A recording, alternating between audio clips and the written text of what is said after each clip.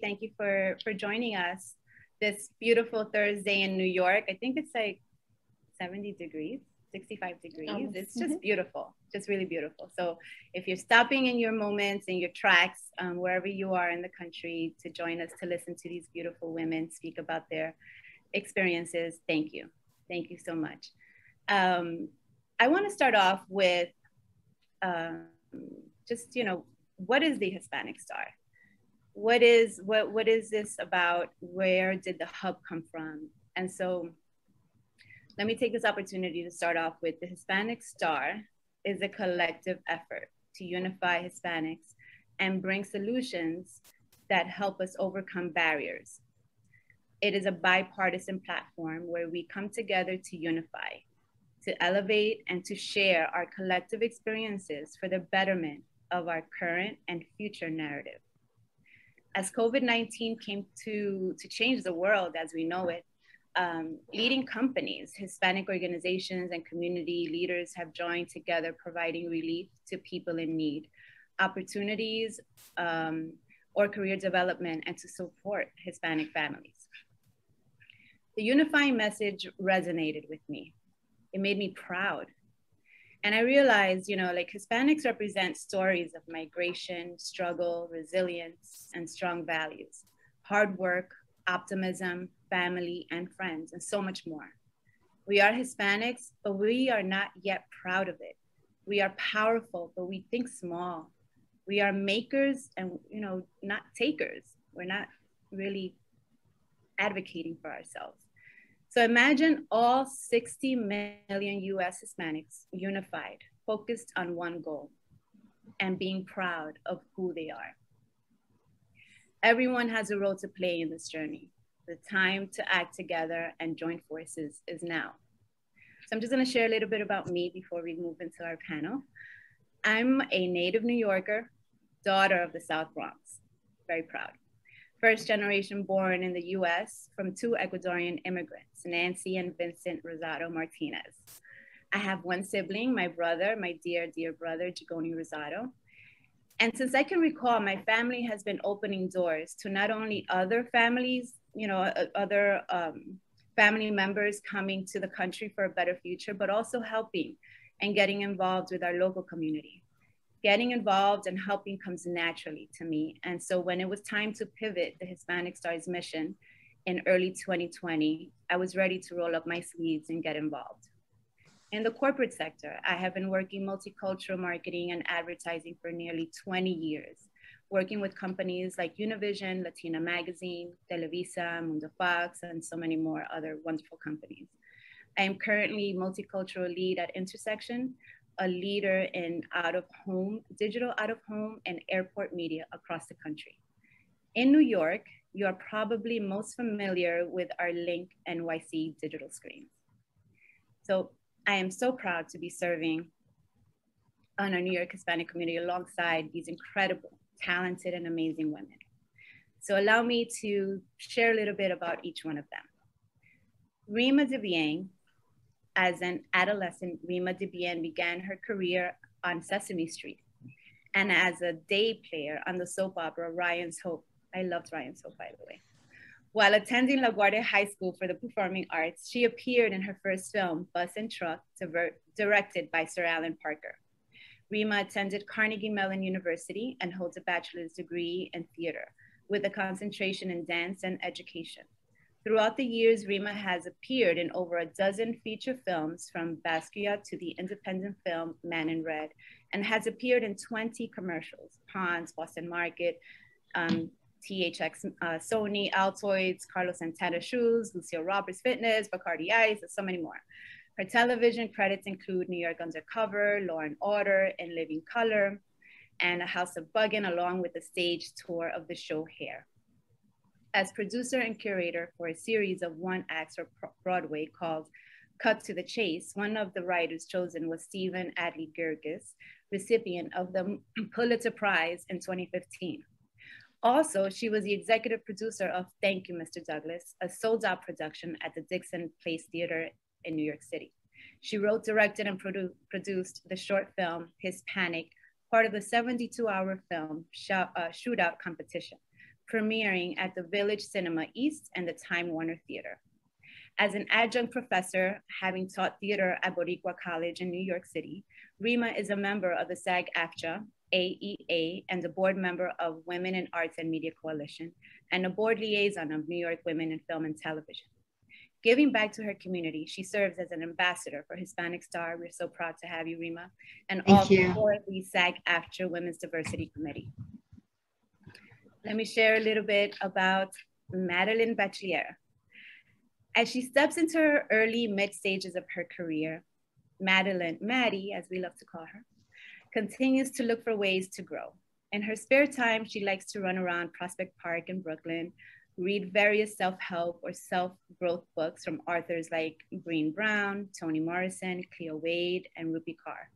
She has a strong interest in diversity, equity, and inclusion work, as well as corporate social responsibility, and aims to continue in this direction throughout her career. In the meantime, she focuses on her health, her family and friends, and being a loving mother to her plants, and being one of our wonderful star ambassadors in New York. Fleriser Bello, Fleri, as we love to call her, is an events and marketing strategist, innovator, creative director, executive producer, host of Bellas Fashionistas TV, and founder and CEO of Fleris Bello Inc. and Bellas Fashionistas Inc.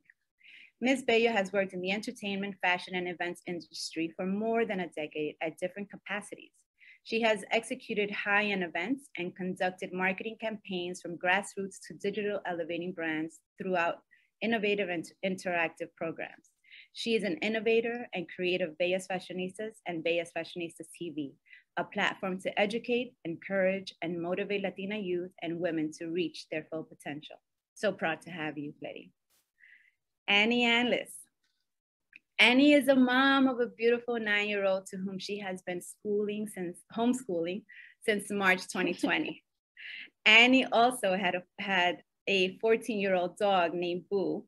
She has a 14-year-old named Boo. His name is Boo, that's adorable. 2 birds and 1 fish. When she is not homeschooling, Annie manages an amazing team of creatives at Seamless Grubhub. Her passion is traveling and loves to discover new places and learn about their culture. Her newfound passion is tennis, which I have been following you on IG. I love the stories. She started playing last summer and now she just can't get enough of it. And we go to Maria Sayona. Maria is an accomplished event marketing professional, earning her bachelor's degree from New York University with a double major in marketing and finance. Maria started her career in the music industry, where she worked on projects that led the way for the Latin music boom. Marketing artists like Shakira, Ricky Martin, Jennifer Lopez, among others. Maria then pivoted her career and entered the event marketing arena, where she worked for companies like Empire Blue Cross Shield, Verizon, Nissan Automobiles, and Bertolli Olive Oils.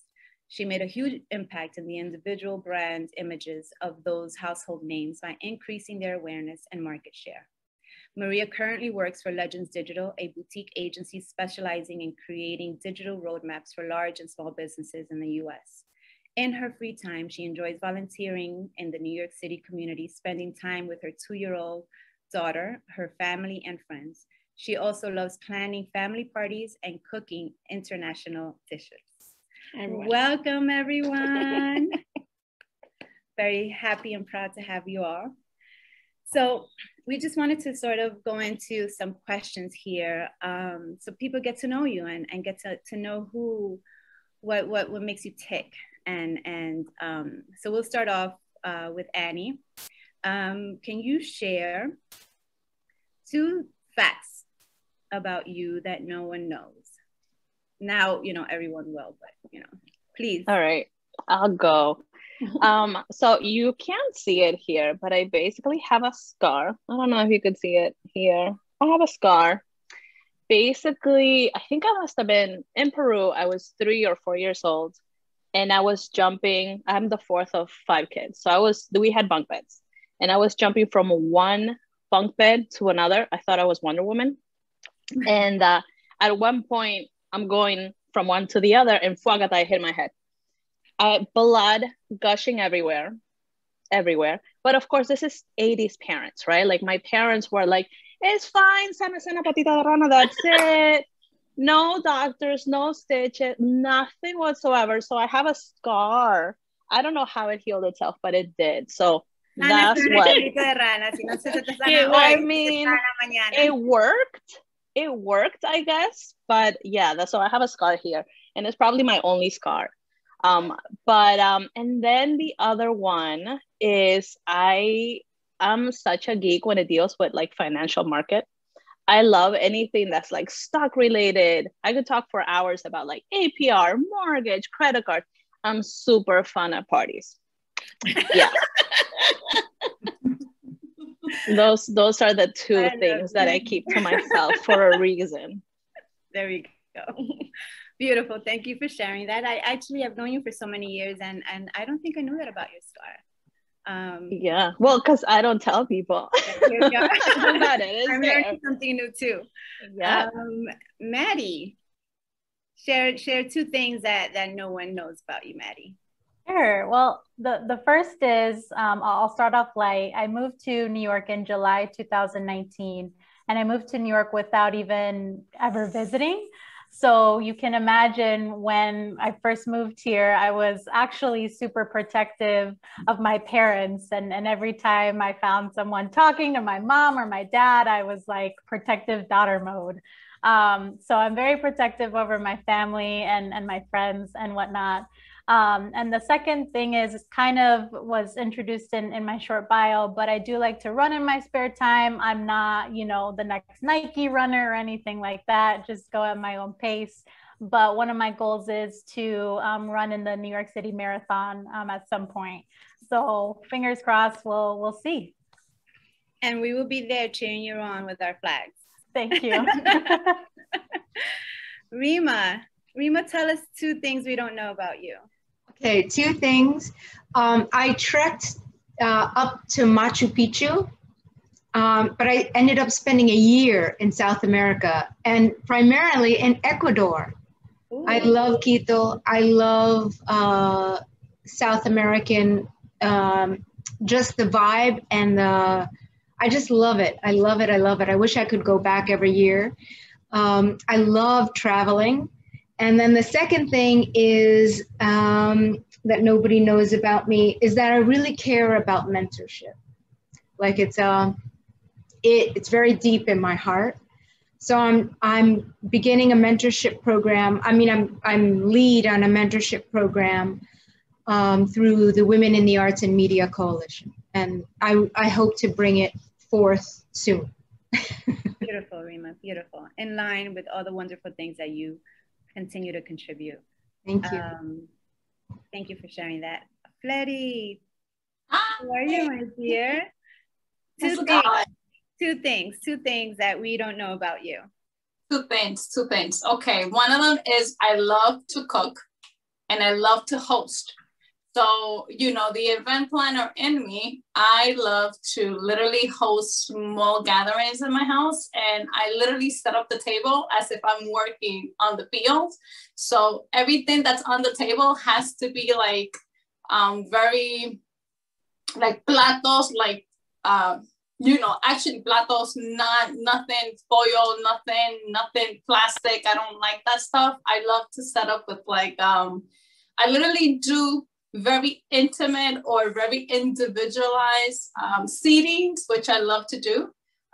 So I love to host everyone that comes to my house. I make sure that they eat. They have like an appetizer. They have a full meal, and then they have a snack with their coffee or tea. So I love to do that. Yeah, I'm a daughter of my mom, right? Yo soy la hija de mi madre. So, which means that mommy and we Latinos, we love to really feed people and to really be hospitable. So that's something about me that I love to do. And when people come in, just drop everything. Like, don't do anything. Let me do the work. That's one thing. Another thing is that I do also mentorship on the side. With students. I don't really talk about that. I think I mentioned that with Bellas Fashionistas, and that's something that I do that not a lot of people know. I love it. Beautiful. Maria? Two things about you, Maria. So the first one is that at the age of 9, I learned how to play poker, chess, and checkers.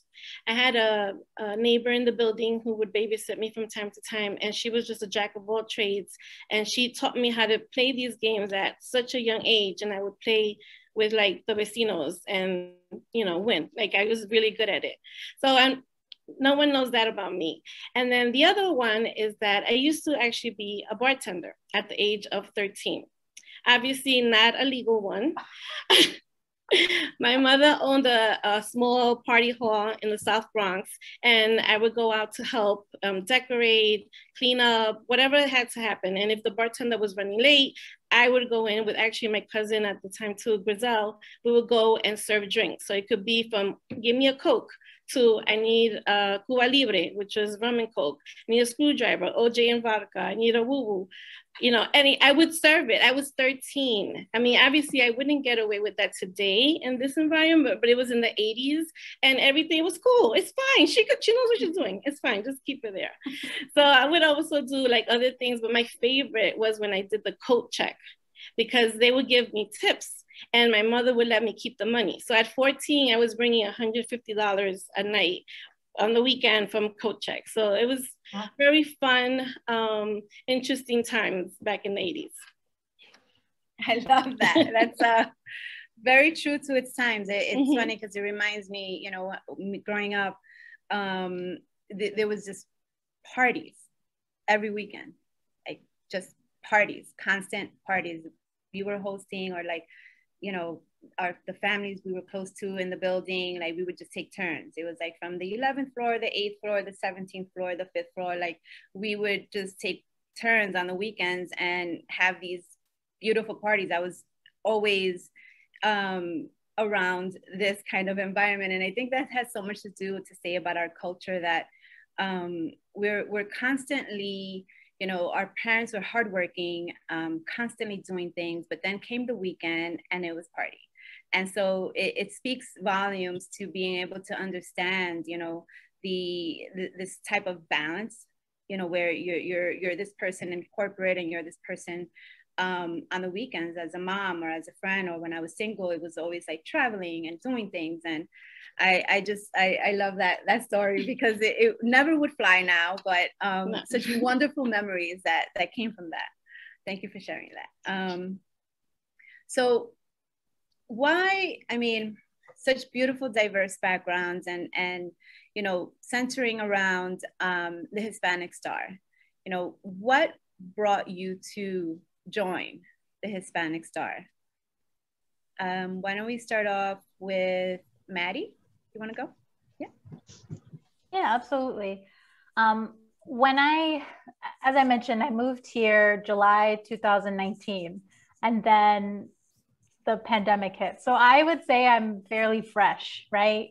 To New York. I'm still kind of looking around and thinking, wow, I don't know where to look because there's so much to see.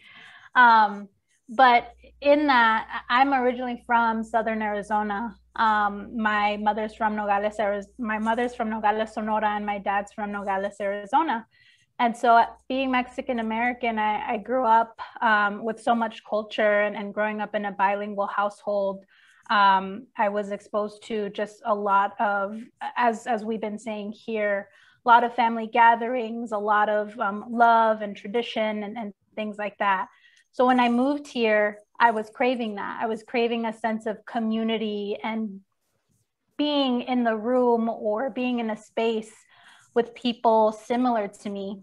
And on top of that, me being a natural helper, I wanted to take action and find opportunities where I can literally go out into the community and make a connection with people. And my good friend, Chanel Zapata, told me about Hispanic Star. And as soon as I looked into the organization, it checked all of my boxes. And so since then, I haven't looked back, and you know, want to thank everyone here on this call and even throughout the hub, you know, for welcoming me. So that's why I chose to be part of this. Beautiful. Thank you. We're so fortunate to have you, Maddie. Let's go. Okay, Rima. Hey. Hi. Douglas Santiago really introduced me to Hispanic Star. And I was so taken back by the work that was being done, the community that it was serving, and the alliances that Hispanic Star has made through partnership. And I have to say how I feel so proud of our culture that we've all stepped up and volunteered our time and our work for this amazing organization that gives back to the community in such a humble and proactive and just a great way, because there's so many, you know, we are the largest community in the United States right now. So for me, it's a really big give back. I used to give to a shelter that dealt with domestic violence. And I said, what is going to be my give back this year? And I choose Hispanic Star. I love it. That's it. That's the ghetto in me. I choose Hispanic Star. There we go. Bam. Mic drop. That's it. Let's go with Fleri. What brought you to Hispanic Star Hub? You know, when you get a word that says Fleri from Nancy Santiago, Fleri, you should join. That is really, Fleri, I need you to be here. That is why I joined. Thank you for the call. All jokes aside, yes, Nancy Santiago was a big motivator. She literally dragged me into this team. I wouldn't say drag, I'm exaggerating. So, you know, I know Claudia Romo Herman, and I had the pleasure of and the honor of interviewing for Bellas Fashionistas back in 2019 for the Trailblazing series during Hispanic Heritage Month. And fast forward, you know, she had the conference in December, that first conference, which Nancy, I didn't see you then. And, you know, and all of a sudden 2020 came and we wanted to work together. At some point, I knew that there was so much synergy with Bellas Fashionistas and obviously Hispanic Star, which she was doing. And I said, how can we work together? Finally, Hispanic Star Hub started to be developed throughout the pandemic. And then I interviewed her again to share what's happening at that moment. And all of a sudden, we ended up partnering for Hispanic Heritage Month. So Bellas Fashionistas and Hispanic Star partner, where we highlighted incredible Latinas and Latinos who were really doing like the leading hubs throughout the United States. And Nancy, I believe you were one of the last interviewee, right? Yes. And then she just said, and I was just amazed with the incredible work that each hub, and the leaders have been doing throughout the pandemic. And I think it's something not only because she dragged me, obviously, there has to be some type of interest from me. Of course, not only partner with the Hispanic Heritage Month, with the Hispanic Star and being part of it, like being there to see and be able to give back. And I can't wait for the upcoming events that is going to unveil throughout the course of the year for the Hispanic Star Hub of New York City. I think that's something that I've always wanted to do. I always wanted to help out and be in the roots. And, you know, our time is so limited now. So take advantage now that I don't have much interviews, but soon I think that my time is going to be limited. But I think that the course is to give back and help. And it's not only to interview, but to actually be there when these things are happening. It's very impacting and we need to give back. So giving back through any shape and form, it's something that Bellas Fashionistas loves to do. So thank you, Nancy, for being the one that pulled me through the horn and said, you need to be part of this team. I'm like, okay. What do you need? What do you need? That was just my feedback. So yes, thanks, Nancy. Thanks. Thank you so much. We're, you know, it's interesting when you're leading in this respect, you look for strengths, okay, what do I know I need, but I can't do? And I know this person leads in that space. And I love to surround myself by strong Latina women who are doing things, who are moving this culture forward. And I I do feel that in some shape or form, you know, we've sort of, you know, whether I sent out the vibe or I specifically was like, you are coming in here, you know. By all means, that's what it was. You're coming here. I'm like, okay, Nancy spoke, you have to act. That's it. But yeah, it's a beautiful, beautiful way to come together and join forces to serve our community. But I'm gonna pass it to Annie. What brought you to our Hispanic Star Hub? Yeah, I think I'll make it short and sweet because I think everyone mentioned the why. I've always been taught to give back to the community, to be thankful for what I have, and to always give back. And again, Nancy called, I answer. When Nancy calls, you answer. You're like, what do you need? I mean, that's true. You can't be like, no, I need en casa. You have to answer and be like, how can I help? So that was pretty much what happened. And you know, I love what Hispanic Star is doing, is helping the community, and I want to be part of it. Beautiful, beautiful. Thank you so much. Thank you for picking up that call, guys. I'm gonna pass it to Maria so she can share what brings you to the hub.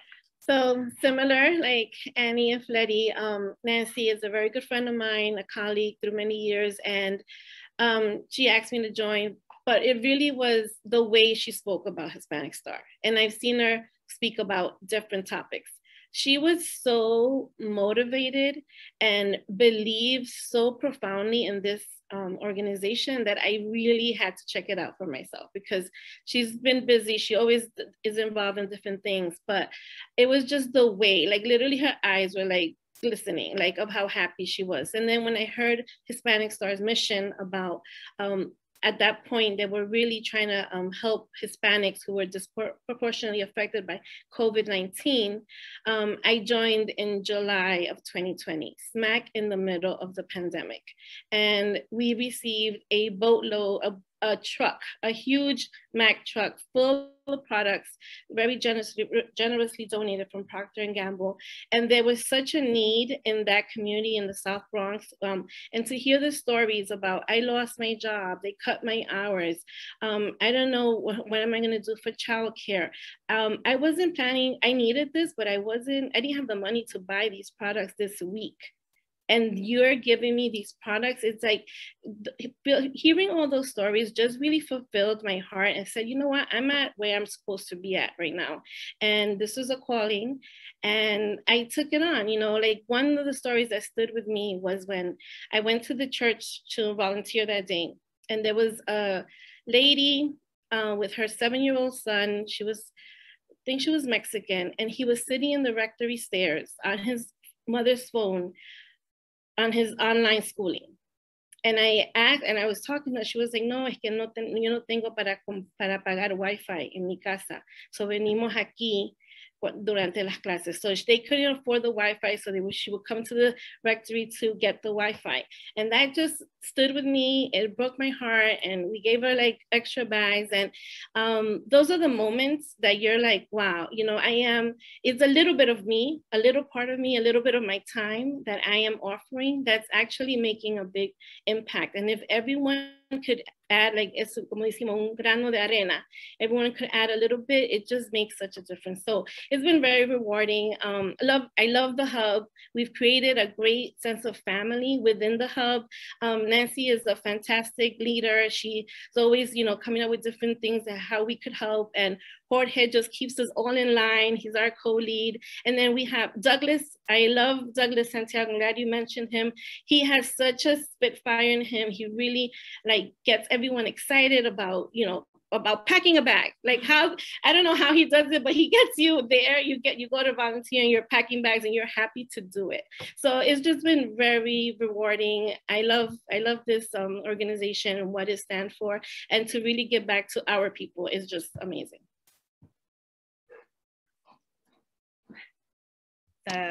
Pleasure to have you, Maria. It's a blessing. And you know, we talk so much about you know, our culture and who we are and you know, navigating the day-to-day and in, you know, our corporate roles and, you know, showing up to work as your whole self, and that in itself is so much. you know, because we are, I think, by nature, by culture, by history, you know, rolling up our sleeves. And when things hit like this pandemic and our world changes, you know, we see, you know, that our communities are the most impacted, and for us to, you know, to be together in a setting where we are able to help and to be that bridge between these wonderful organizations that want to help and the communities that need it. I think it's one of the biggest blessings of my life to be able to lead this hub and be surrounded by like-minded people who want to help all the time. I love it. And I have to say, and I love that you mentioned her, Fletty, you know, Claudia is our founder, and she was the source of inspiration for so much of the work that I do here. I first heard her speak, you know, receiving an award in 2019. And I remember feeling that call. I remember she literally was accepting an award and she put a call to action. And she said, you know what, you Latino, Latina out there, we need to get together. We need to do things. We need to plan. We need to strategize. We need to mobilize. We need to uplift our communities. We need to work together to help each other. And that spoke to me so deeply, because I had always wanted to do that.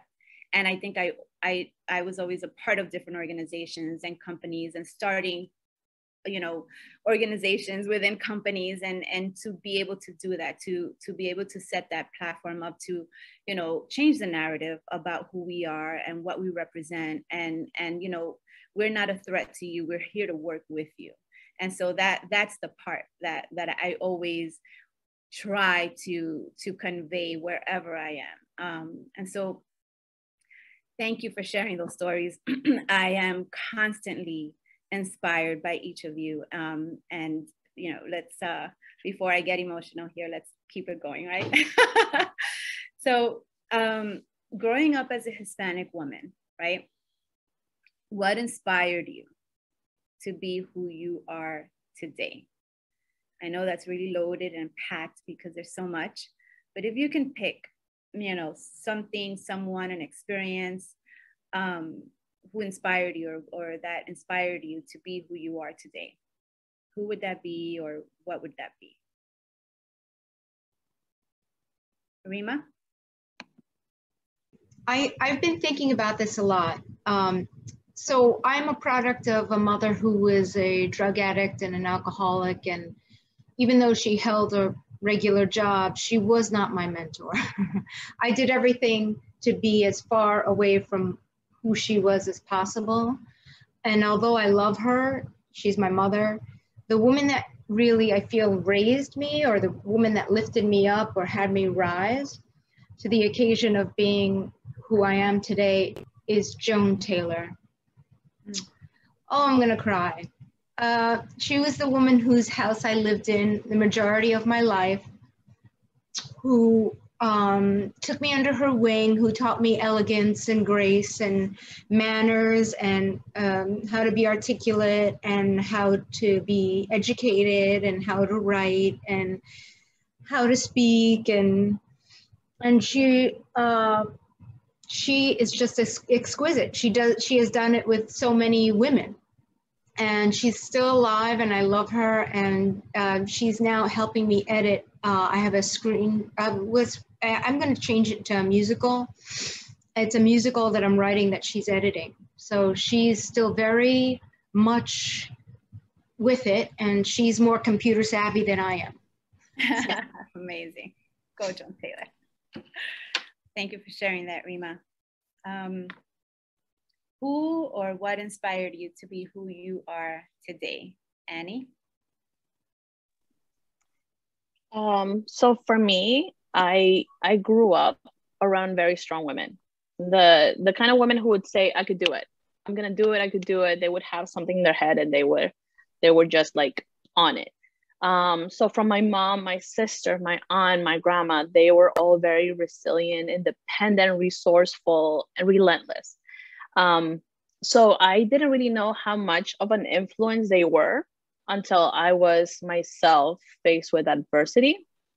And that's when all of a sudden it's like, oh, wait, I learned this from this person and this from this person, and all of a sudden it is who I am now. And yeah, I'm very thankful to have them in my life now, most of them. And they basically help me throughout. You know, they're very encouraging. They're like, what, you know, if I have a moment of doubt, they're like, what are you doing? Do you not know who you are? You know, are you not aware of what you could do, what you have done, what you still have yet to do? And it's like, oh yeah, you're right. So yeah, surrounding myself with amazing, powerful women. And that is still, you know, I'm still growing. This is not like, oh, well, you know, that's in the past. No, I'm still growing. I'm still learning. And I'm happy to surround myself with that power. I love that, Annie. You reminded me of one of my favorite sayings, strong women, may we know them, may we be them, may we raise them, right? That's right. Maddie, what brought you? What inspired you? I think really two big groups, or one. I'll first start. I've been very fortunate to have a very loving and compassionate mother growing up, and she taught me the level of compassion that you have is, or that you can have, is important. You want to make people feel seen and heard and understood. And so that really drives me to be the person that I am today, especially as I am trying to maneuver or work in a space that promotes diversity, equity, and inclusion. And then ultimately too, or to add to that, would be my sister as well. She has been able to overcome a lot of challenges and adversities herself, and really take on a dream that she's been so passionate about. And it's been very, very eye-opening for me, and it motivates me to keep driving and keep having ambition.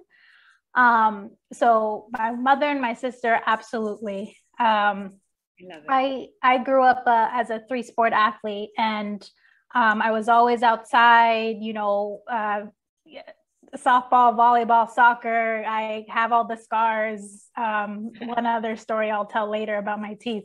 But and so as a kid, my parents and, you know, my mom and dad, sister, we'd all go and watch softball games. And so one of the role models at the time for me were those young student athletes who, one, were juggling being a student athlete and the discipline that goes with that, practices and whatnot, perfecting your craft, but also pursuing a higher education. And so I was always so motivated by that level of discipline and that level of drive and ambition. Even more so, being from Arizona, I would see Latina student athletes, and it just drove me to be or pursue a career in sports in some shape or form, and continue giving back, because ultimately I want to see someone who looks like me, right, and sort of open the door for them. So I'll pause there. I love it, Maddie. Fleri, what was your source of inspiration? Source of inspiration, I would go through phrases. Of course, my mom, and it's so,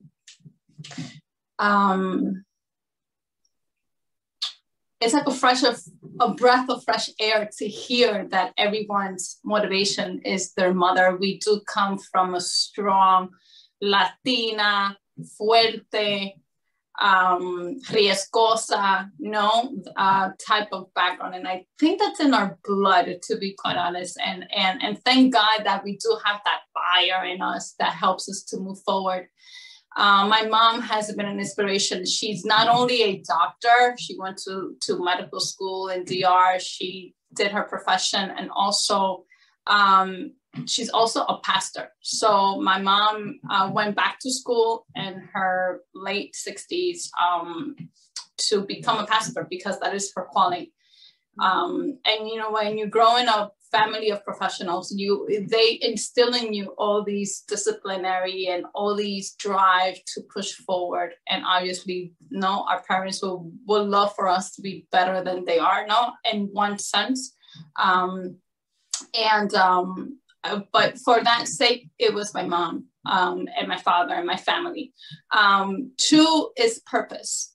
I think that when we come into, for me, it was in my late 20s, there's a sense of purpose and that there's something higher. So when I went to school, I finished 4-year, and then I said there has to be something bigger than this. And I always knew at the age of 10 what I wanted to do. And God has directed me through that pathway. I started working in my career at age 15. And I literally, I would say, it was a blessing to work in my field at such an early age. When I hit college, it was a different story. I had to, do the retail and all that stuff, which was great too, because I learned so much from that. But I think that there's a sense of purpose when you find in your mid-20s, I thought I was in a midlife crisis, that there's something bigger than our own selves. And when one person reaches that, it's when they have come into a hard stop and they said, okay, there's a sense of purpose. There's a higher power, and that higher power is directing me to somewhere else. For me, it has been purpose. Purpose, I always saw myself, like when I was 17, I saw like a picture in my head, and I was literally dressed as an executive with a pencil line skirt and a very buttoned down shirt, overlooking, I would say it was Central Park, overlooking, standing in front of an office or a conference room overlooking Central Park. And I always knew that I wanted to be this type of executive. I really didn't know what, who, and where I wanted to be, but I said, okay. But then it's like, God kind of positions everything in a perfect path. And once you meet that path, it's when you say, wow, this is what I had to do. And then when you continue to move on and work in different areas, you continue to find that there's something that needs to be fulfilling, that is fulfilling you slowly. And once you come into that unveil of purpose with, whether for me was even marketing, opening my own business, and then Bellas Fashionistas, that's purpose for me. That's like, whoa. So it's that sense of realization of coming to that unveiling, having my mother and my family really be the community that helped me push forward. And then God, it's just incredible. Beautiful, beautiful. I love that, Letty. I love you and I will always get into our faith talks, and we can go on for hours. I love it. Definitely on the same page. And thank you for sharing that. And Maria, what inspired you, or who inspired you? For me, is definitely my mother. She's going to be 80 this year, but she has the soul of a 25-year-old. She has so much energy and love for life. She's also a fighter. She immigrated from this country, from Ecuador. She was the first one of the entire family, and moved here for a better life for her loved ones. She didn't know the language. She started in factories, and then she went to school to learn English. She went to night school to become a secretary. She volunteered to be at a home care agency. Then she got promoted. And in addition to that, she was a business owner. She owned a party hall that I mentioned before. She owned a party favor store. She was very involved with her church and her community. And I remember her doing these street festivals. Again, I was like 8. And they would, with a group of other church leaders, they would, in Southern Boulevard in the Bronx, close down the entire, 5 blocks, have bands, and she would coordinate all of that. And she was just so inspiring to see at such a young age. And I think someone mentioned that they didn't realize at that moment what you're witnessing until much later in life. And, she always had this drive and this ambition to bring not only herself up, but like the community. And I think that's where I get it from. So she's definitely been a source of inspiration for me. And I'm very proud of her. But also in her circle, like her friends, some that became my godmothers, people in the women in the church. This is the South Bronx, so it's Puerto Ricans, Dominicans, Ecuadorians, and I see them all have this, they embody that same spirit where it's about community, it's about generosity, it's about cooking, it's about bringing people together with music or with food or with faith, and just being in that environment for so long really pushed me to that I want to do this, and plus educate myself, be a proud member of society, work different jobs, and give back. And I think now is when I realize, first of all, I don't know how they have all the energy that they have, because now me as a mother, I'm like, wow, like they do so much and give so much of themselves that I see now that it's not easy. It's not easy. You really have to want to be there and want to give back and want to give of yourself. But, you know, it was precious to see. And that's what I grew up with. And that's my biggest inspiration. And just those women in that, in those spaces, in church or in these businesses, hearing those conversations, you know, they get embedded in you. And you're like, well, you know, I want to own something when I'm older. I want to, you know, be a leader of a church or an organization. I want to grow. I want to do all those things. So that's where it comes from for me. And I hope to pass that on to everyone that's around me as well. Thank you. Thank you for sharing that. Sure. Same for me. My mom. And my dad, because they do everything in tandem, those two. But you know, I love hearing these stories that speak to me in a way that I relate 100%. When we talk about faith, because that is at the core of who I am. And you know, I don't ever go places and you know, talk about, you know, my belief system and my core values, and you know, but it is at the core of all this work that I do. It's my faith. It's truly believing that I'm here to make a difference, that I'm here to work and put the time in and be passionate about it, because I believe in the higher good. And so I'm really honored. I'm honored to know each of you, and to be leading this hub with such amazing, talented women who truly are just amazing human beings. So I will move on to our next question. I know that we're so behind on all the questions, but you know, this is what happens. You get Grupo Latinas and you ask us questions, like we're gonna talk, right? We're gonna share and we're gonna share and we're gonna share, and this is what it's about. So what adversities do you face or have you faced entering the workforce as a Hispanic woman? You know, who have been your allies, and who have supported, like who are the people who have supported you in your roles, in your process? On the corporate side, and you know, along those lines, like what advice would you give, you know, to the young Hispanic professional, or the high school student, or you know, the young Latina even in grade school, who, you know, maybe like me was thinking far ahead, like, you know, I think I'm gonna be this, or I think I'm gonna be that, you know, since I was like in first grade. But so going back to, you know, adversities, what adversities did you face, you know, in the workforce? Maddie? Oh, yay. So I love all those questions. And as I was kind of preparing for them, one thing that really stuck to me, and something that I'll share too, is I'm in my late 20s. So Fleri said, when you talked about purpose and seeing what's your point of direction, right? That's definitely a moment that I hit. And luckily, it led me to find Hispanic Star. So even before that, in the past, I unfortunately have faced microaggressions.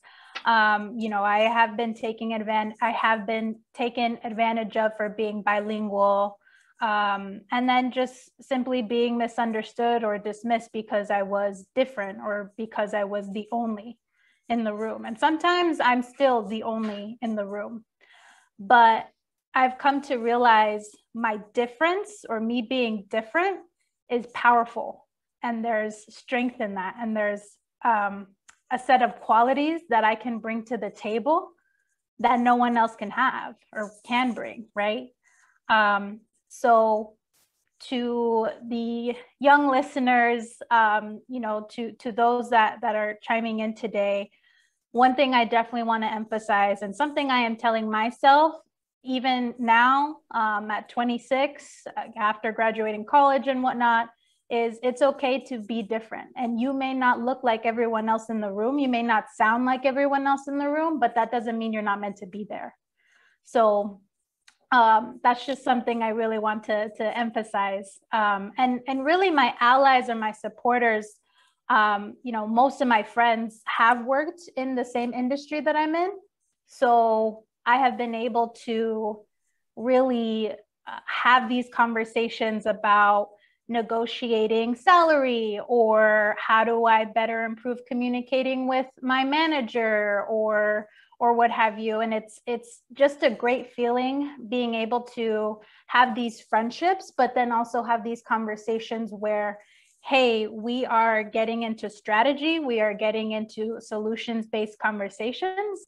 And I think the cherry on top is some of my friends, most of my friends, I have a diverse group of friends, don't get me wrong, but these friends that have helped me are Latinas.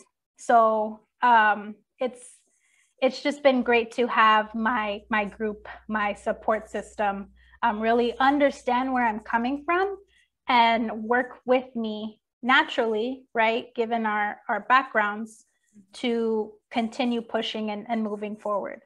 So I really do appreciate these questions, and I'm glad that, that you're asking them, Nancy. So I'm excited to hear everyone else's responses. Same here. Thanks, Maddie. I know we go through, I didn't even know what microaggressions were until I experienced it. And then I felt a certain way, and I started asking people that I respect and, consulting, sort of like, this happened and I felt this way. And it wasn't, it would just didn't sit well with me, but I know this person didn't mean it. And so it was like, this person is like very, well-versed with DEI and, she just immediately, that was a microaggression, Nancy, and so maybe you need to bring some light to that. And it's part of the work that I do, and with the DEI work at Intersection. And I love that it's being embraced and people are open to it, because sometimes it's sort of like, well, what is this? Well, I didn't mean it, so it's part of the growth. It's these uncomfortable conversations. But, when you come to the table to have the conversation, God, that means the world, So I'm with you, Maddie, and cheers to growth, right? And those uncomfortable conversations. Annie, tell us about adversity. Sorry, I had to unmute. I work in the advertising field. So I've been doing this for almost 20 years. And the ad world is very intense. It's very much a white male dominated field. And going into it as a Hispanic woman, people already have an idea of how a creative should look like, and it didn't look like me. So because of how I look, I felt that I constantly needed to prove my work, my worth. I needed to, I've always felt that I was carrying the culture on my shoulders, Like wherever I went, I needed to prove them wrong, that the stereotypes that they have of us is wrong. So that's basically, it was very, very difficult. But I also felt that it wasn't just at the beginning of my career, but as I kept climbing the corporate ladder, that it was getting worse and worse, because people have an assumption that I shouldn't be there. And there are those people that want to knock you down. That you talked about microaggressions. I had like full on aggressions. It was like, you know, it happens, and I'm pretty sure most of you have gone through it, but there are those people that don't want you to be where you are. And when I'm managing a creative department, to them, I shouldn't be doing that. And I love proving them wrong. And I love letting them know that I am there to stay, and too bad for them. But regarding my allies and who has been supporting me, I mean, my dad, Nancy, I was talking to you about him yesterday. He's a creative director as well. So I feel like what I'm doing right now, it's in my blood. I always wanted to be in design. And he was just like extremely helpful, and he would always give me advice with work. And he just would tell me, if they're asking you to do A, B, and C. You know, do more than what they expect you to do. And that's basically how I got my foot in the door of where I'm currently working at. They would ask for one thing, and I'm like, okay, what else can I take? What else can I do? And, you know, I started at my job as a freelancer 6 years ago, just helping them out with like little minor things. And fast forward 6-7 years later, and I'm overseeing I help oversee the department in Chicago and New York for Grubhub and Seamless. And that's because of the work, and they know my work ethic, and they know what I do. But definitely it wasn't easy, but I like the challenge. And yeah, that's pretty much it. And regarding what advice I would give Hispanic professionals is set your goals, because you don't know where you want to be unless you like have a set goal and know exactly what it is that you need to do to get there. And then the other thing is, don't compare your path to others. I feel a lot of people, because of social media, there's so much pressure in reaching and being something so quickly. And, you know, you have your friend who's the vice president of something at 25. You cannot compare yourself to that person. I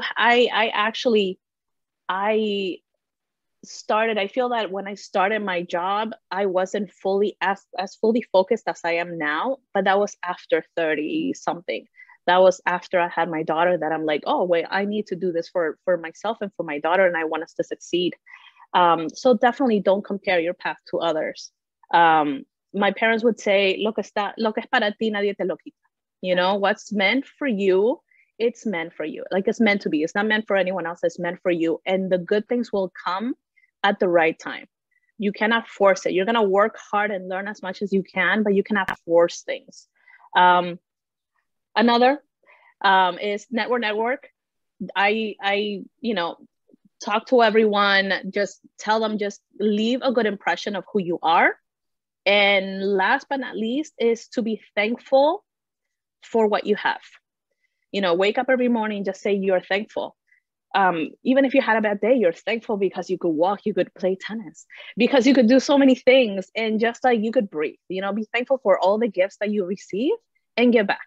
It's all about energy, the energy that you give out, the energy that you bring in. Surround yourself with positive people, and yeah, that's the positive people that you want to be with, not just for your career, but just that want to encourage your life goals. Yes, Annie. Yes. I mean, you know, so many of your points, you know, with the ad field that we're in, you on the creative side, me on the revenue side, very similar experiences, but kudos to you for how you handle things with grace. And even if behind the scenes, you're like, you're still like in front, you're like, no, yes, very composed. And that's part of navigating this world, right? Where we're this way at home and this way at work and this way, because it's just, it's a lot that comes with being a very passionate Latina woman. But beautiful. Thank you for sharing. Rima. It's funny because everything that Annie said, I was like, yes, oh my God, yes, oh yes. So I knew early on I was going to be an entrepreneur. Everybody in my family is either an academic or they're with the military. They're scholastic as opposed to, and they're scientific as opposed to creative. So what I wanted to do early on is have mentors. So what I did is I got a mentor very early, like when, after Ryan's Hope, the coach that helped me get on the show, she helped me get into LaGuardia, for high school for the performing arts. So she was my coach for many years. And then I had another coach right after that, and then another coach after that. So it was almost like, that's how strongly I believe in, you can be in front of any corporate sector, any creative sector, any business, but I really believe in find a mentor. Surround yourself with really positive, healthy, like-minded people. If you feel rejected by a situation or you're not chosen for a project, I really believe that rejection is God's protection. I just got chills. So I really believe that if you didn't get that job, you know what, there's more out there, and there's enough. There's enough for you. There's enough for you to be in that world as well. I also believe that to keep also a log of things, I'm a writer as well. And anytime anything hurts me deeply, I write about it. Or I write about the opposite, how the other person might feel, so that I can possibly understand why that occurred. So I write from their perspective and then write my perspective and try to see both sides. And then the other thing is, I always believe in invest in yourself. Invest in yourself. I'm going to say that one more time. Invest in your education, invest in your health, invest in your wellness, invest in eating better, invest in doing something about yourself so that you can give back, so that you can have the energy to say, okay, wow, I really feel fulfilled. Now, how can I help humanity? How can I help women? How can I help my Latinas? How can I help in a way that would benefit the world and also help my soul? So I always think about the solution, and I try to get rid of the problem as quickly as I can. And that's all I have to say about it. Beautiful. Beautiful, Rima, of course. No, I love that. There's always like these sayings, right, that come with, having these coaches and having people who are looking out for you. I think, my experience coming on to, like, my most recent experience, like coming out, being a part of Intersection. I mean, from the recruiting process with, I wish a Jason Coslow for every organization in the world. Like, he is amazing at what he does. And when he spoke to me about this organization, about this company, I just had to take another call. And I wasn't looking, and I was not looking. And I was very happy where I was. And, the conversations we had and the different things that we touched on, they were so incredibly important, and his response. And once I interviewed, Ross Kranzman is an incredible support to me at the company. Like, he's married to a beautiful Mexican, intelligent woman. And so, it helps him understand the culture. And, I remember when I just started the first day, he was like, okay, come in for a hug. And how did he know I needed a hug, And that's exactly what I needed in that moment. And he knew. And so these are the things that I'm like, are part of who we are and a part of our culture and a part of, once you join this company, what are they doing to keep you on board and how they keep you interested and how do they understand, the diversity of who you are and what you are, because obviously you are the minority in the company and, all of these different things that start to play in. And as time went on, on my team, there's a beautiful, strong woman, Valerie, who's like, I call her my work daughter, but she's just brilliant. She says she learns from me, but I learn from her, and I feel like this culture of inclusion and accepting diversity, straight from my CEO, it's so beautifully refreshing to have and to feel. Now, of course, hindsight is 2020, and I wish it would have been like that here and here and but here in the moment that I am today, it is an incredibly refreshing space to be in when it's being embraced in this way. So, I with you, Rima, and the coaches and the people who along the way are there for you and advocate for you in the rooms that you're not in. It is so important. And thank you for sharing. Fleri. Hi. Hi to our beautiful entrepreneur. I just love hearing everyone's incredible background of how they have gone through adversity and how that has pushed them forward. I think that we all do come through that and go through that stage and every stage of our lives, right? There's one when we're in high school, college, first job, second job. For someone like me, one thing that my mom told me was, whatever you do, do it well. If not, do it with love. I'm sorry. If not, don't do it at all. Mm. And I imagine 12 years old, right? Gone through so many different places to work and so many experiences. And that has really led me to where I am today. No, that comes with discipline, that comes with everything else. And I think that when you do that, you leave a mark, because no matter if you don't want to be in that place or not, people will always remember, oh, Fleri did this, Fleri did that, whether it's good or bad, right? Because no one is perfect. But I think that for me, I always wanted to own a company. I just thought that it was very far along for me. And adversity for me has been in different ways. For example, having your own company, a lot of people, when they know that you're Latina, first of all, that you're female, second of all, that you're Latina, and third of all, that you're like a little bit morenita, they're like, oh no, they really devalue your work because of who you are.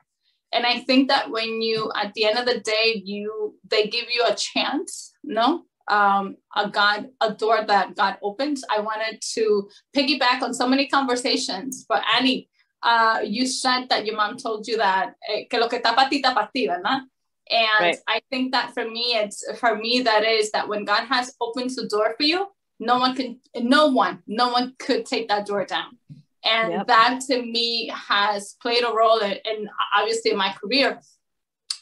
But it's like, lo que está para ti, ¿verdad? Pero when you do the work, then people will be like, okay, I want you to do this again. And I was working one time, and I know that Telemundo had a piece of this, right? I have curly hair. My natural hair is curly, and I blow it out, of course. But I never tended to go into corporate meetings or with any clients with my hair curly. And I was finally working the first time with, not the first time, but one of one of my first 10, 20 clients, this person is Latino, right? So I thought, oh my God, let me cut some slacks. He's Latino, he understands curly hair. And when I walk into the space, he sees my hair, he's like, y ese brillo, y ese mapo. No. ¿Qué le pasa a él? Mapo, tú sabes que el pelo rizo es, no, I don't know how I'm sure I gave it a spin, right? A very smart and like nice spin, right? But at the end of the day, walking in the corporate world and dealing with men 90% of the time, you will either get hit on or Jesus Christ, that's just the way that this culture has developed into, or they're not giving you the opportunity. And at the end of the day, they give you the opportunity and then they're like, yeah, we want you to come back. But I have been very thankful to God because those doors that he opens, no one can change, can close, I mean. And I've had mentors, like people, not really mentors, because I don't consider my clients as mentor. I just feel that grace and favor walks with you and helps you pull through. And for me, I have people within my path that have helped me obviously get to where I am. But although sharing glory goes to God, because if it wasn't for his grace and favor and the good work that comes from it, then no one would have faith in you. And I just want to thank those people, whether they're my friends now, great friends, and these have been from clients to non-clients, people in the industry that have that work together. Because when you go on entrepreneurship, like everything changes, right? You end up meeting people that are like-minded. You ended up meeting people that think like you, that want to push forward with you, that you would give a hand to.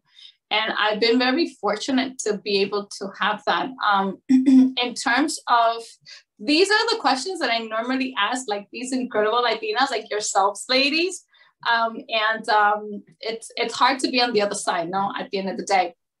But to me, one of the things that I want to piggyback on everyone's conversation, but I feel that if a person, what would I say to a younger person? I would say that have confidence in yourself, because once you work on yourself, Rima, like you have said, once you work on your personal development and then you work on your professional development, once you have this strong roots within yourselves, no one can take that away from you, and no one can tell you you are ugly or not ugly or whatever the case is, because when a person, especially a woman, doesn't have self-confidence, it's hard. It's like being pushed from one place to another. And I don't feel that that's just for a woman, it's for everyone, no? But having the confidence, knowing who you are, knowing what your purpose is. Purpose is not only, okay, you have this great project to do, or you have to give back. I feel that for me, being of service to people has been a better rewarding, because that will lead you to where you're destined to be. And having, not to mimic and repeat everything that everyone says, because those are all incredible valid points, but I feel that if you don't have strong roots within yourself, if you're not confident, if you're not sure of who you are and what you want, I feel that those are the primary things that someone needs in order to get a job, in order to be within a relationship, a professional relationship, whatever that is. Once you have yourself and you're grounded, no one can take anything away from you. And for me, it's trusting in God. I'm a living proof of God's greatness and glory. I haven't been where I am because of, okay, la gente dice, ay, tú eres flaquita, tú eres bonita. No, that's not it. It's God's grace and favor. And I believe that through prayer, prayer has gotten me to develop and to be the creator of everything that I have done. Prayer, I tell you one thing, and I'll end with this. Every job that I do, my team members Every project that I do, I put it in the hands of God. My life, I give to God. Why? Because if it wasn't because of him that makes me who I am today, okay, my parents did a great job, but God ended up, and is continuing to end up, do the end work in me. Being not that I have issues with self-confidence, thank God, because my parents really like instilled certain things in me, but adding to the self-confidence, adding to being disciplined, adding to know who you are, to do good no matter what happens. My brother always told me, always do good, and my parents always do good no matter what. Like, karma is bad and it will always come back to you. But once you always do good and be of service, which is what my parents really taught me since I was little, serve, be of service without wanting to receive anything back, without any interest.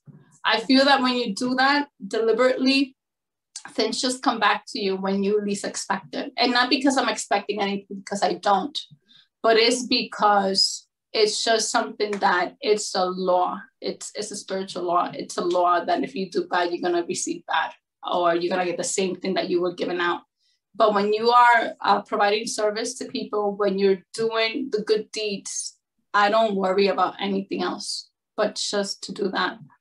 And this is the reason why Hispanics started. I'm here thanks to Nancy, because doing good and giving back to people, it's just something that it's rewarding. And that's a happiness and a joy that no one can take away from you. So for me, faith, prayer has gotten me to this. If it wasn't because of God, none of this Fleriser today, Fletty, wouldn't be who I am today, because God gives you the personality, God gives you the strength, the courage to push forward. There's a strength. We all have a power within us, everyone, that we don't know that we have. Mm-hmm. And I was working for Telemundo one time. I was executing a project at a golf course, and the client tells me, this is what you have, this is what you need, this is what you need to execute.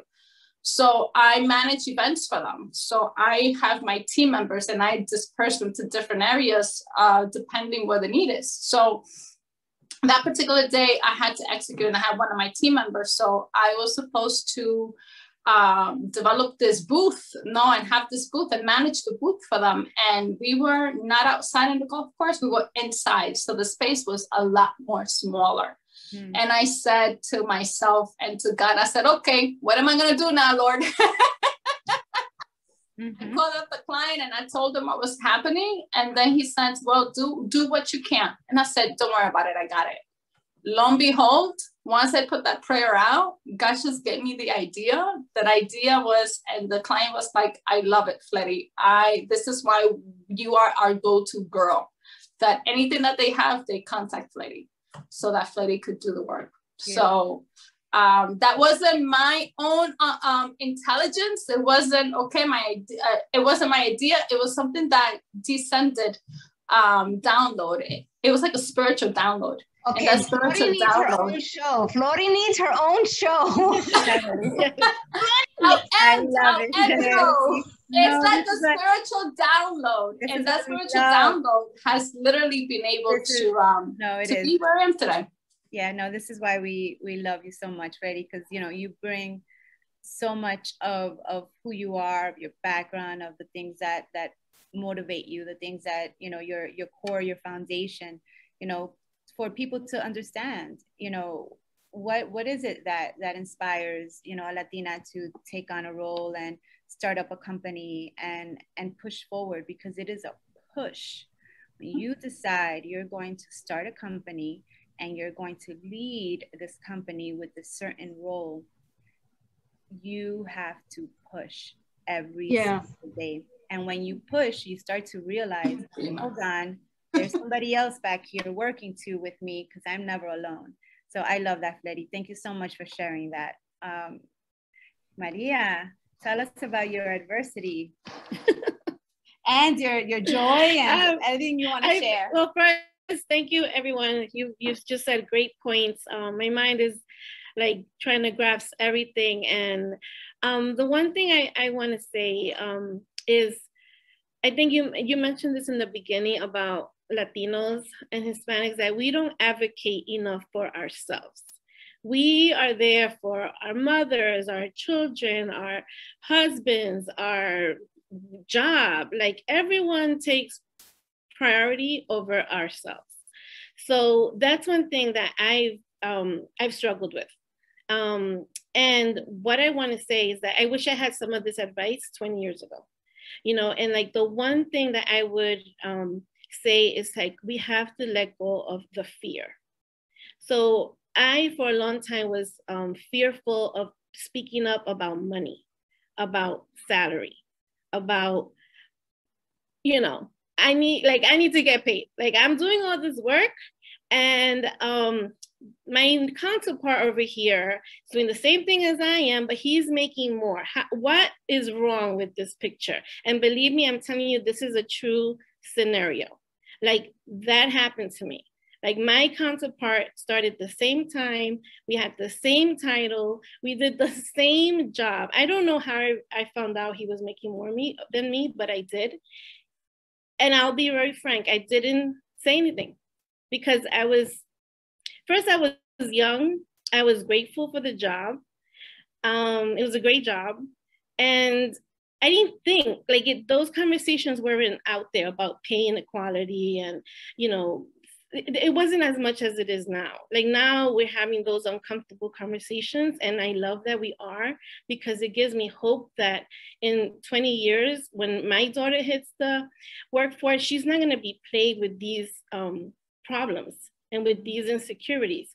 So as Hispanics and as Latinas, strong Latinas, we need to know that we're speaking up not only for ourselves, but for the next girl that's coming behind us. Our next generation, our daughters, our nieces, our nephews, everyone else that's coming behind us. And we need to speak up, and we need to lose the fear. Like, my thing, like, and we're always gonna have fear. Everyone has fear of things. But when it comes to speaking up and advocating for yourselves, we really need to stop that. We need to do it. We need to stop saying, oh no, forget it, I'm not gonna say nothing, is fine, whatever. And what that scenario did for me was that it propelled me for me to ask for a raise, because I knew this was going on. And believe me, I was scared to ask for the raise, but I got it. And I felt amazing, because I was like, wow, first of all, whether they know what I'm worth or not, I know what I'm worth. I know what I do. I know what I bring to the table into this company. So that was a great feeling. And since then, I researched salaries. I asked my friends who are in HR, okay, how do I say this? How do I position this? How do I word this? Because I'm not comfortable with that salary. And thankfully, I have a great, an army of wonderful women who give me great advice and are always advocating for me. If it's not like, I'll try to get you a job in my company, or I'll refer you for a consultation role. I'll do this. Like, I have that in my circle. And that's, you know, obviously like mentorship or friends that you are in your same field that you could talk about these challenges with and get the right advice. So that would be my main thing, is like, you know, going through that. And that's an adversary that affects your bottom line. And we shouldn't have to go through that. So educate yourself, ask for the raise, lose the fear, and also, you know, elevate and educate yourself to you're always on top of stuff. You're always relevant. You're always on top of your field, because that makes you stand out. And get into things that challenge you. You don't like to speak in public? Take a public speaking course. You don't like the way you write? Take a writing course. You don't like Excel sheets? Get yourself in an Excel class, because those are the things that are gonna move you, are gonna motivate you, are going to make you smarter. And yeah, you're not gonna like it in the moment. You're gonna hate, why am I staring at a spreadsheet? Because I did take an Excel class and I was like, and now I could do it, you know, Excel spreadsheets, you know, like just lose that fear. Elevate yourself, educate yourself, surround yourself by good, positive people that are going through your same situations and that already went through it, and you're gonna get the right input. And just, you know, and let's always think about the next generation, who's coming up behind, so they don't have to work as hard as we did. That would be my advice and my adversary. I love that. I mean, I think it's just, it's incredible. I'm upset. Yeah, I know, I feel your passion. I'm sitting right next to you. But I think, you know, it's interesting because being in corporate and having all of this, you know, understanding like where we come from, what we bring to the table, what we're worth, you know, and but then that part of we've got to open the door. We've got to help pave that path. And, you know, at Intersection, I'm very thankful that, you know, I lead the community ERG. It's our Multicultural Employee Resource Group. And I work with the recruiting team and exploring ideas and how to, you know, thankfully they're a stellar team. They come to me with what they're doing. And it's basically me like, this is incredible. This is amazing. But I love that me being at the table and leading has opened these conversations, has sort of, you know, brought them to the table, brought them to the forefront, where now it's okay, we need some diversity here because it's only going to make us better. And so thinking about those coming and, you know, 100%, like we definitely don't want, you know, our nieces and our daughters and, you know, having to fight for their equity, or fight for what should be theirs because they worked to be there just like everyone else. So kudos to all of you. Thank you for sharing so much. Can we share the screen here? Because I didn't realize, oh my gosh, guys, we are like a half hour like over because you know, you get Latinas in here. We can't shut up. And we can, you know, we will keep going. And I'm always gonna, you know, get a DJ in here. We're gonna start dancing and, you know, having a drink, a picture sangria. So, you know, but I do want to take this back to as we're wrapping up here, you know, our pillars of focus, you know, with the Hispanic Star Hub, and, you know, our pillars of, you know, we first identified like 10 different pillars of focus and understanding the needs of the community. But then we scaled that down and we said, well, let's focus on education and technology, providing support to Hispanic families and students through physical and virtual resources to succeed in their academic careers. Let's look at ways to touch the community that way. Community outreach, partnering with local organizations to aid Hispanic communities that have been disproportionately affected by COVID. This is something we've been doing from the beginning. You know, the entrepreneurship pillar, you know, assisting local businesses and entrepreneurs with resources to succeed in a post-pandemic climate. Key. I always say this, why do Latina women lead in opening up businesses? Because you know what, when they're in corporate, they're challenged with things that they realize, you know what, I don't need to deal with this. I'm going to go start up my own company and I'm going to lead with my vision and I am going to put all my effort into this. And this is why Latinas lead in small businesses in the country. I can go off on that part, but bringing it back to the pillars, our fourth pillar, nutrition and wellness, you know, mobilizing to assist the Hispanic community in, you know, obtaining necessary nutritional resources and tackling food insecurities. You know, these are things that matter to our hub. And I would say, you know, under the entrepreneurship piece, you know, prior to COVID-19, Latino entrepreneurship had grown 34% in the previous decade, trailblazing growth for Hispanic economic growth. Nearly 84% of Latino-owned businesses were disproportionately affected by the pandemic, where many still struggle to stay alive. The New York City hub made it their mission this year to assist these local businesses in all capacities through local fundraising, to pro bono digital marketing and business consultations to help them continue to grow past COVID, because we will get past this, guys. There is another side.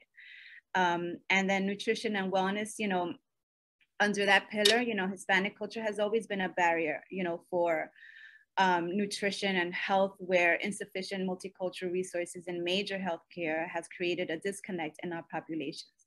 You know, the lives, this, you know, lives like talking about health, nutrition, and wellness, both physical and mental, is kind of like a taboo in our cultures.